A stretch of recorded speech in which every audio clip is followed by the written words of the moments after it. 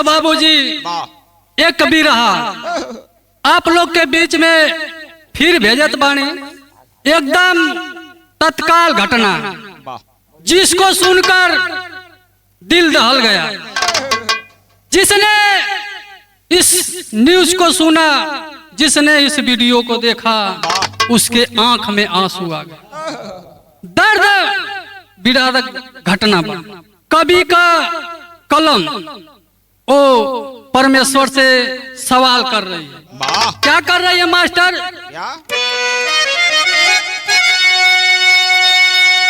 जो पूजे तुझे वो आंसू बहाए, जो पाप करे तू उसकी दुनिया सजाए। मानो का अब तुमसे भरोसा उठा, लोग क्यों अब तेरे दरबार में आए। डर अब तेरे नाम से लगने लगा, क्यों तेरी कोई गीत गुनगुनाए।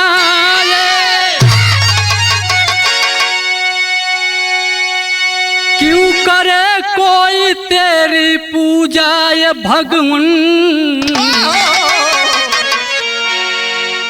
जब आदमी की जीवन खत्म तेरी पूजा से हो जाए।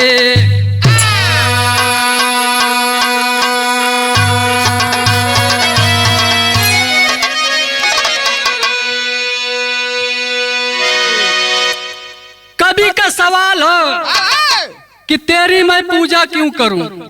जो तुम्हारी पूजा करता है, वंदना करता है, अर्चना करता है, उसकी ही जीवन कष्ट में पड़ जाती है। जो इस धरती पे तुम्हारी बुराई करता है, तुम्हें गाली देता है, उसकी दुनिया तुमने खूब सजाई। आज के डेट में भगवान से भी लोग का विश्वास कम हो गया। अगर लोग के दुख पड़ेला तो भगवान के मनावला, लेकिन अब लोग धीरे धीरे लगा था कि भगवान के भी छोड़ दिए। बिरहा हमार आगे बढ़ल मास्टर एगो गजल का संकेत।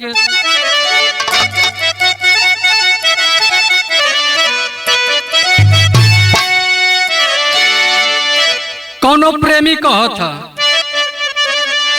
जिनके सपने हमें रोज आते रहे, मन लुभाते रहे, ए बता दो तुम वही तो नहीं। सपने हमेशा आते रहे, मन लुभाते रहे, ए बता दो तुम वही तो नहीं। के सपने हमें रोज आते रहे।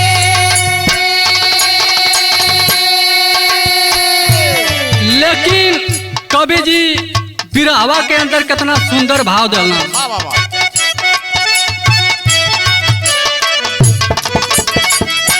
तेरे दरबार में जो भी आने लगे, मन लगाने लगे, उसके दुनिया में आगी लगाते हो तुम। आने लगे, मन लगाने लगे, उसके दुनिया में आगी लगाते हो तुम। तेरे दरबार में कोई आते रहे,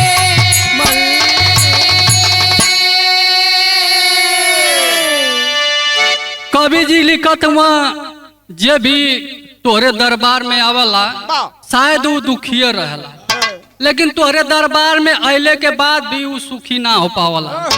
आई चोरवा आवल न सुन, कुछ ज्यादा चढ़ा देलन तो भगवानो खुश हो जालन।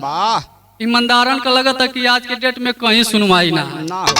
यही जग से हमारे बिरहा का कहानी शुरुआत भइल मास्टर।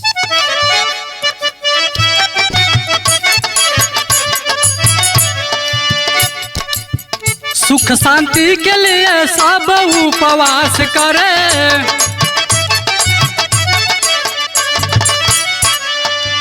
जीवन के रचला पूजा और पाठ करे।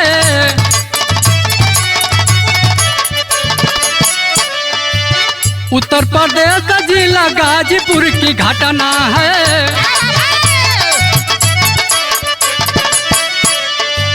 माई बाबू के लिए रोटी हुई सपना है।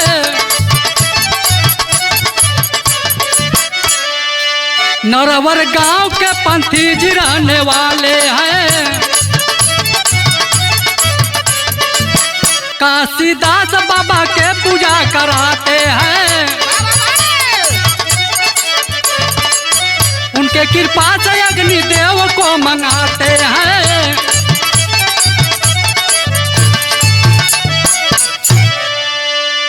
ए भैया एक बेर कहानी के समझ लेवल जा। उत्तर प्रदेश जिला गाजीपुर। गाजीपुर के अंतर्गत एक थाना पड़ेला जौने का नाम बतावल जाला मर्दा थाना। वही मर्दा थाना के अंतर्गत एक गांव पड़ेला जौने गांव का नाम बतावल गई नरवर। वही गाँव के रहे वाला सुरेंद्र पंथी जी जवन की काशीदास बाबा का भक्त हवन, जवन की यादव बिरदरी में लोग बड़ा शान से उनकर पूजा पाठ करावलन और बहुत मानेलन। अब बतावल जाला कि वही बिरदरी के पूजमान भी हुआ। जवन की सुरेंद्र पंथी जी हुवन अपन खूब पूजा पाठ करत हुवन। खूब दूर दूर से भी उनका नाम बा, नामी एकदम पंथी हुआ। जहाँ भी जालन पंथी जी लोग बस नाम सुन जाए कि फलाना पंथी जी आवत हुआ तो दूर दूर से काशीदास भगवान का पूजा देखे लोग जुट जा। न गर्मी देखे न बरसात देखे, बाबा का पूजा बहुत करीब से बैठ के नर नारी सुने। बाबा का जलवा कैसे है यहाँ कवि जी एक गीत देते हूँ मास्टर।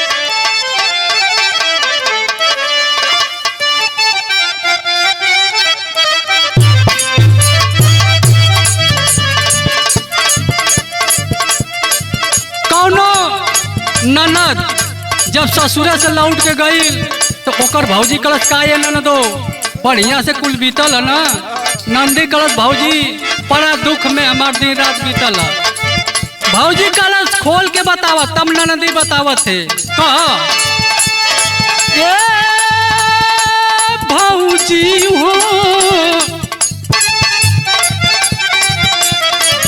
ए भौजी हो कहतिया हम बानी साता राबल मुआ 23 साल के।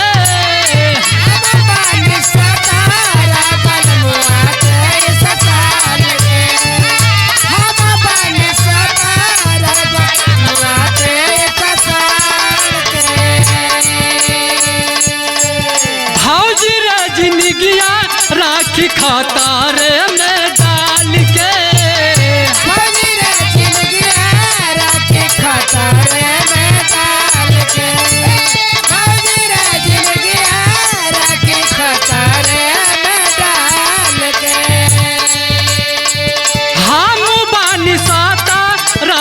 मुआ 23 साल के भौजी रे जिंदगिया राखी खाता रे में डाल के। केतन होई नीमन ता सुतैबे नु करी। केतन होई नीमन ता सुतैबे न करी। ये तना फराक बाऊ मरिया में कमरिया ता दुखैबे न करी। ए हो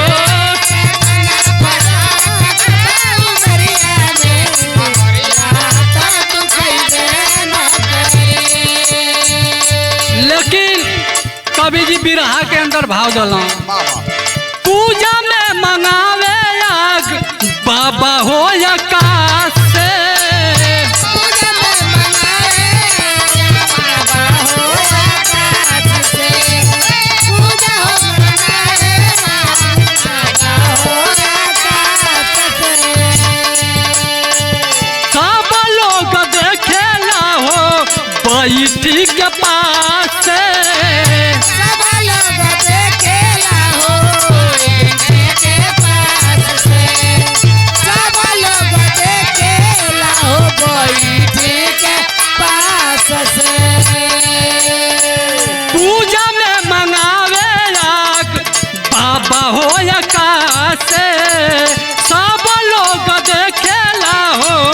बैठी के पास जे होई दुख दूर होई बेना करी जेकर होई दुख दूर होई बना करी जे करी बाबा के पूजैया तो सुखवाऊ त पाइबे न करी हो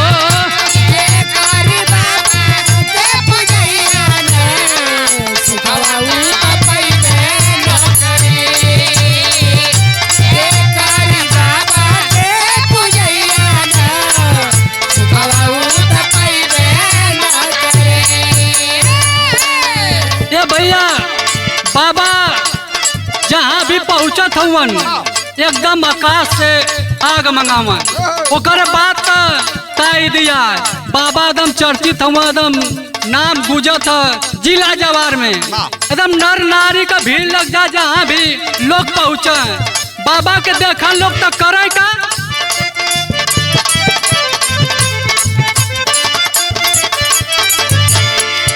नर नारी बाबा के पौआ कचू में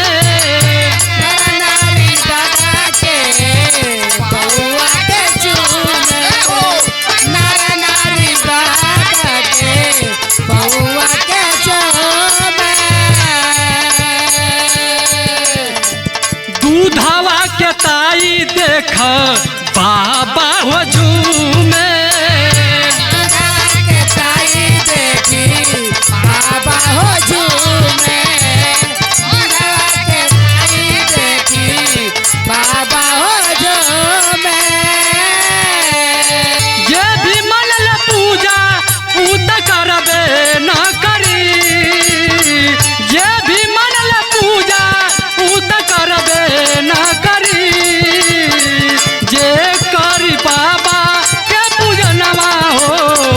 सुखवाऊ त पाइबे न करी हो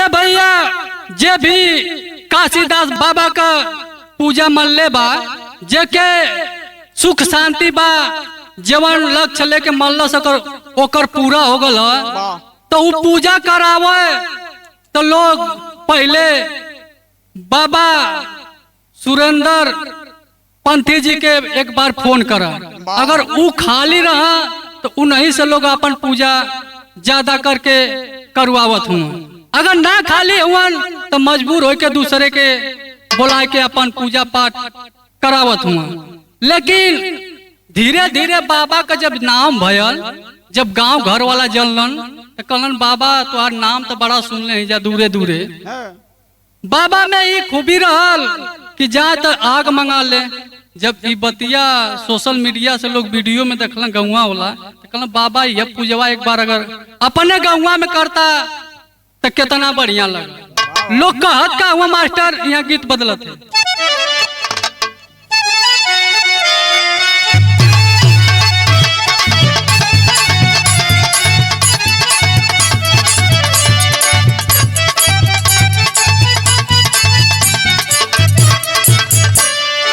कौनो मेहरारू अपने मन से दू से कहत है कि तोहार दिन पर दिन शरीर का हालत बिगड़ल जाते कह नया नया गवाना के नया वठ लाली होठ चाटा चाटा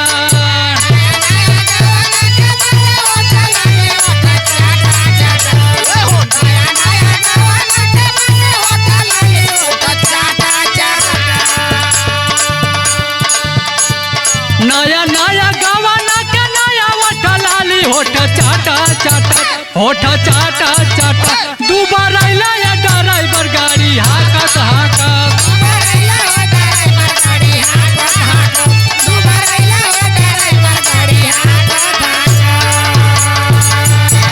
लेकिन बाबा से लोग कहत हुआ का सब लोग गौवा के कहना नारी बा बाबा पूजा करा।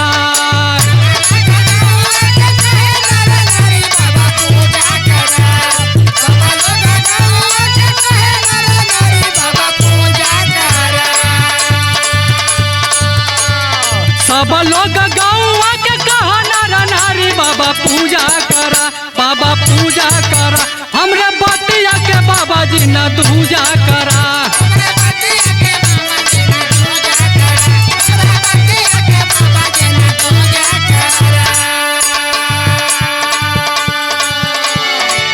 लोग कहलन बाबा गौवा में अगर बाबा का पूजा करता तो बड़ा बढ़िया रहा। जब इतना बतिया लोगन का बाबा सुनलन तो बड़ा बाबा खुश भइलन कि गांव में भी हमारा लगत है कि इज्जत पानी बढ़िया है, नहीं तो गांव में केहू के कहाँ केहू पूछत है। तो बाबा जी कहलन का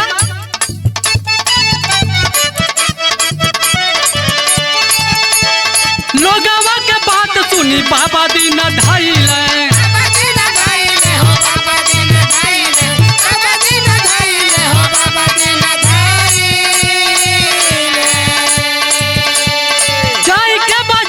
सामान किन लाइल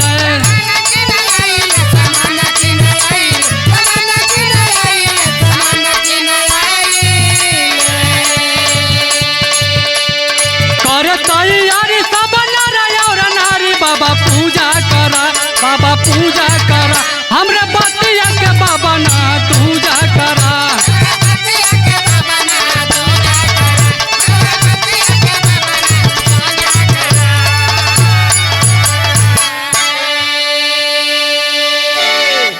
भैया अब गांव वाला के राय से बाबा बड़ा खुश भइलन और वो गांव में पूजा का दिन रख दलन। बहुत अच्छा से काशीदास बाबा का पूजा भइल। अब वो गांव का नियम बन गई।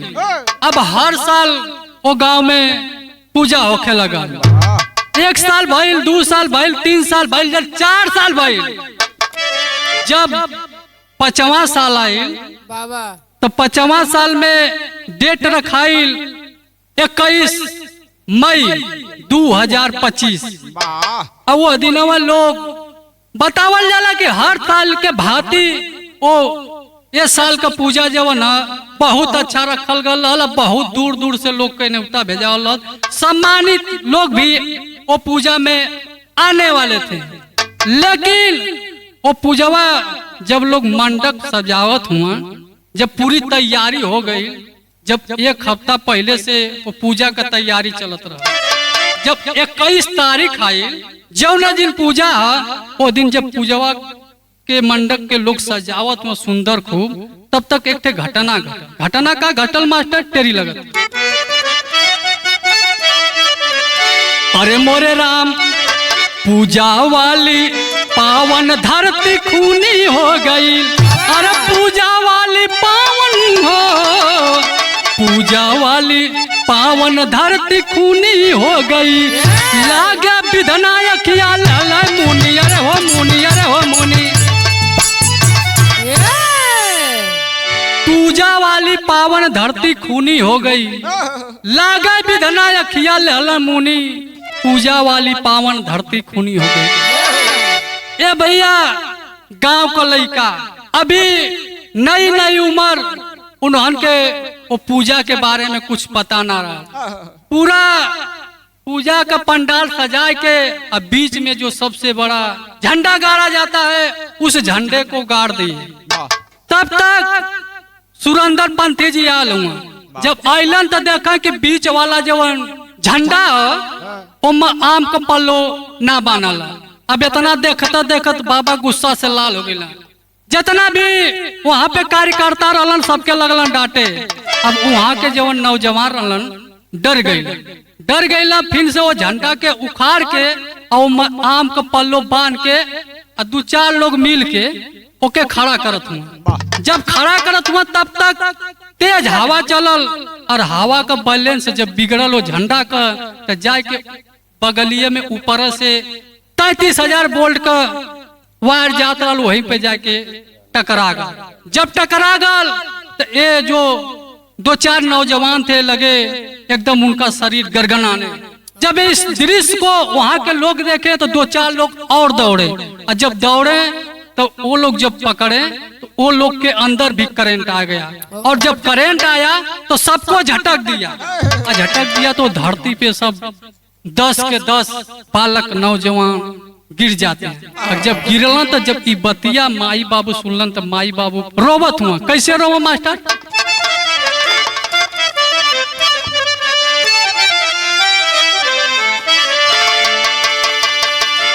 अरे गिर गई न धरती पर 200 ललनावा, कारणवा सब जान गई लेना। ए बाबूजी 10 के 10 उस धरती पे एकदम बेहोश पड़े हैं। सब कारण को जान रहे हैं कि इन लोग की हालत कैसी होगी, लेकिन लोग करें का, अनहोनी तो हो चुकी है। आगे का भाई सब लोग बचावल चाहे 200 के जनावा, कारणवा सब जान गई लेना। अब सब लोग एकदम तैयारी करने लगे, उठाकर हॉस्पिटल लेके गए।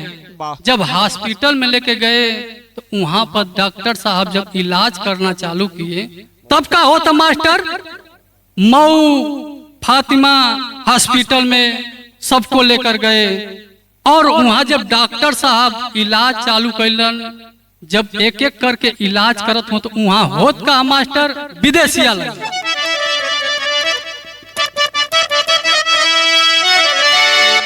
घटना के माई बाबू पवल जब खबरिया हो, अखिया के सोझावा हो छवल अनहरिया।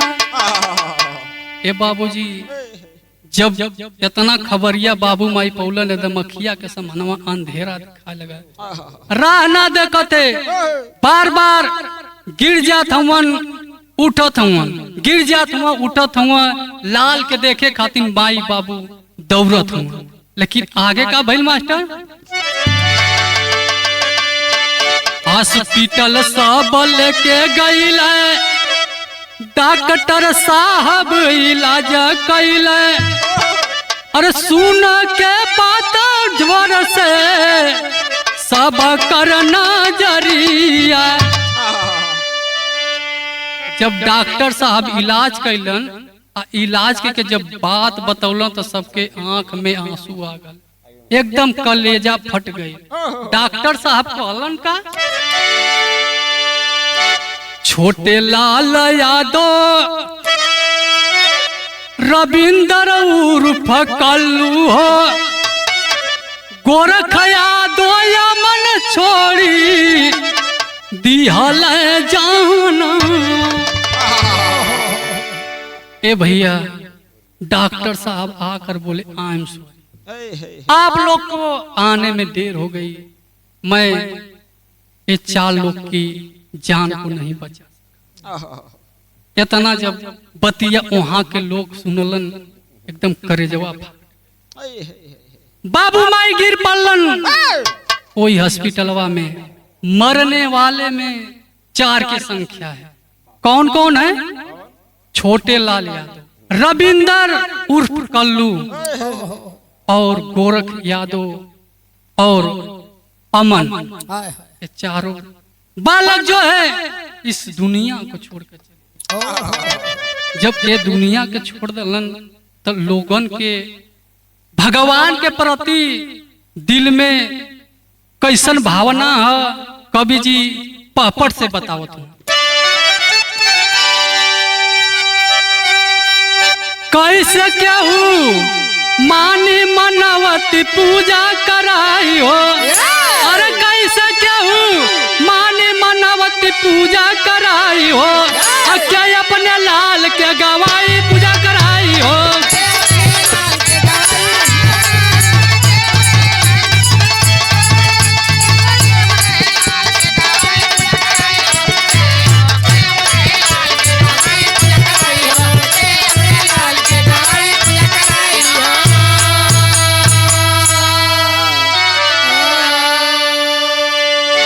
अब सब लोग सोचत हवन कि ऐसा पूजा पाठ कैले बिना कवन जरूरत है, ऐसा मनौती कैले बिना कवन जरूरत है कि जौने के कैले से अपने घर का दिया ही बुत जाए। लोग सोचत हवन, का सोचा?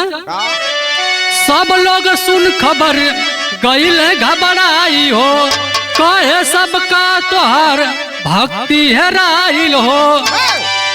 अरे बड़ा देखत रहल आग मंगाई पूजा कराई हो, अरे बड़ा देखावत रहल आग मंगाई पूजा कराई हो। अरे शर्म से बाबा सिर लिए झुकाई पूजा कराई हो। अब लोग कहत हवन कि बड़ा नाम रहल तोहार, ओ सुरेंद्र पंथी जी के बड़ा आग मंगावत रहा, आज तो हर शक्ति कहाँ गई ले, काहे नहीं नन के बचा लेला है। इतना हमन का तन मन से पूजा रखले रही जा, हमन के का पता रहा कि हमन के घर में ही आग लग जाए। लोग बड़ा गमगीन हूँ, लोग रोवत हूँ। तब तक जब शाम भई 7-8 बजल, तब तक एक ठे औरी खबर मिलल। खबर कौन मिलल मास्टर?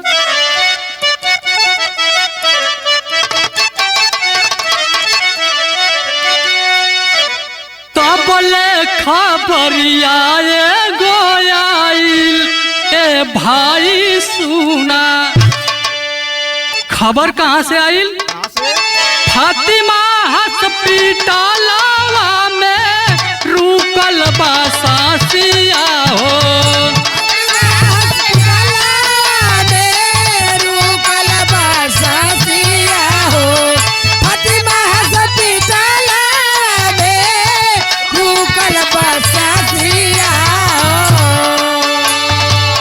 विधना के कहर देखी बरस ले आँखिया हो। विधना के कहर देखी बरस ले आँखिया हो। विधना के कहर देखी बरस ले आँखिया हो। और सब करबा बुधिया हेराइल ए भाई सुना। तब तक फातिमा हॉस्पिटल से एक और खबर आई, जो 4 लोग उसमें एडमिट थे, उसमें से एक नौजवान की और मौत हो जाती है। पूरा गांव गम में डूब जाता है। ए बाबूजी बतावल जाला कि एक गांव में अगर ते के घरे एक पुरनिया मर जाला तो पूरा गांव शोक में हो जाला। जिस गांव में 5-5 लोग मरे हैं, उस गांव की क्या हाल हो, उस घर की क्या हाल होगी, उस माँ बाप की क्या हाल होगी। एकदम दुनिया वीरान हो गई। लोग जब खबर के पौलन तो दूर दूर से आश्वासन देवे के लिए चलना तो यहाँ कवि जी आला में भाव देते मास्टर।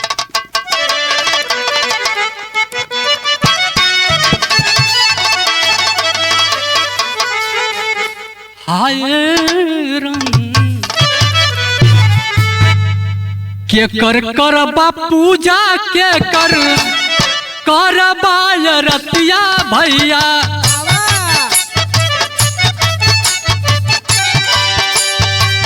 के कराया भाजन हो गई बा सुबह सा।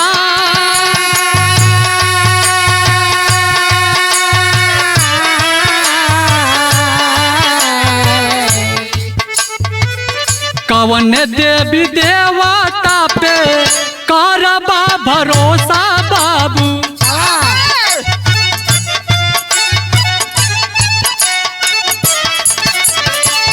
कैसे हो जाके करबा गंगा स्नान।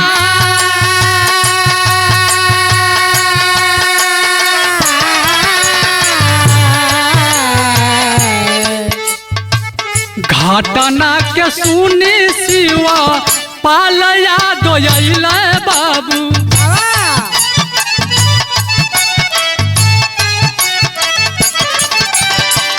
अखिलेश यादव रोवे मन मा।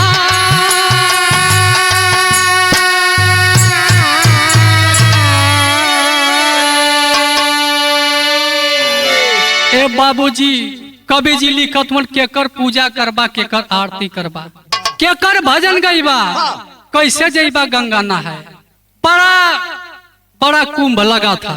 लोग बता रहे हैं कि 144 साल बाद कुंभ लगा, लेकिन उसमें भी देखने को मिला था कितनी गाड़ियां और कितना एक्सीडेंट हुआ, कितने लोग मर गए। करीब में ही गाजीपुर जिला नंदगंज हाईवे पे एक जो थी पिकअप एक ट्रक में जाके टकरा गई, जिसमें 7-8 लोग की मौत हो गई थी। अब क्या करे पर विश्वास करबा। लोग तो मन में श्रद्धा लेके जाला कि हम हे देवी को नहीं जाती, हो देवता को नहीं जाती, हमार सपना पूरा हुई। अगर देवी देवता में सत्य है तो धाम पे जा रहे हैं, उनके साथ घटना क्यों घट रही है। यहाँ तक देखा जा रहा है कि मंदिर में ही बहन बेटी का बलात्कार हो जाता है। कहाँ के देवी कहाँ के देवता। जो अपने घर में हमको सुरक्षित नहीं रख सकते हैं तो वो सिवान में कैसे हम मनाते हैं, मैं रख सकते हैं। हमें नहीं कहते हैं कि आप देवी देवता को मत मानिए, लेकिन ये देखने के हिसाब से तो लग रहा है कि नहीं माने। जो हो रहा है कोई मंदिर कोई मस्जिद नहीं बचा है जहाँ पर हमारे बहन बेटी का बलात्कार नहीं हुआ। ये छोड़िए, लेकिन जब हॉस्पिटल से 5 बॉडी मिलल, जब लोग श्मशान पर पहुंचल हुआ, वो समय लोगन का हाल का है मास्टर कवि जी खड़ी में बताओ।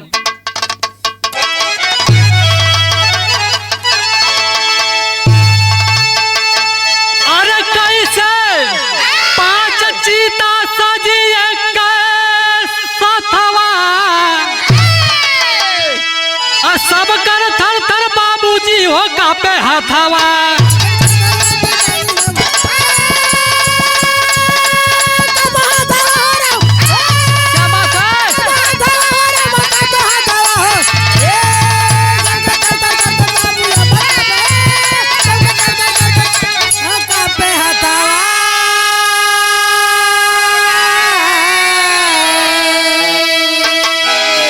पांचों अर्थी लेके लोग पहुंच गए श्मशान घाट पे। लोग रख के जमीन पे सोच रहे हैं कैसे 5-5 चीता सजाएं। सबके किसी के हाथ नहीं काम कर रहा है कि वो लकड़ी उठाकर चीता को सजाए। लोग करत का हुआ सोचे सब मिलके गौवा के लोगवा, देख के कैसा न मिलल संजोगवा।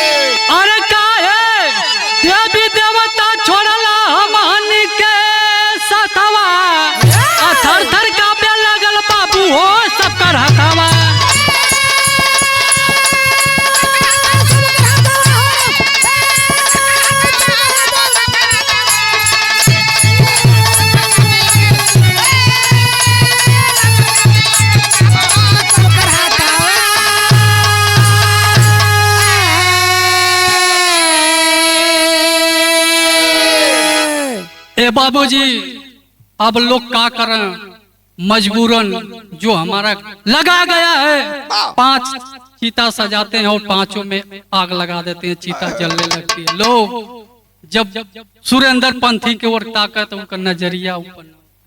दोषी लोग सुरेंद्र पंथी को ही बता रहे हैं कि अगर इनके देवी देवता में इतना शक्ति थी तो एक भी बालक की जान बचा नहीं पाए। अभी तक कानून के हाथ में फैसला है कि उसमें कौन सी कार्रवाई की जाएगी, कौन दोषी है और किसको दोषी ठहराया जाएगा। आप लोग को न्यूज के माध्यम से जरूर देखने को मिलेगा।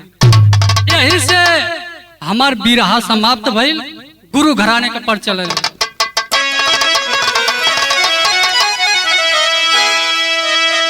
गुरु बिहारी गुरु गणेश गुरु रामलाल गुरकारी स्वर्ग बसे चंद्रिका कभी बच्चन जी बने पुजारी हो।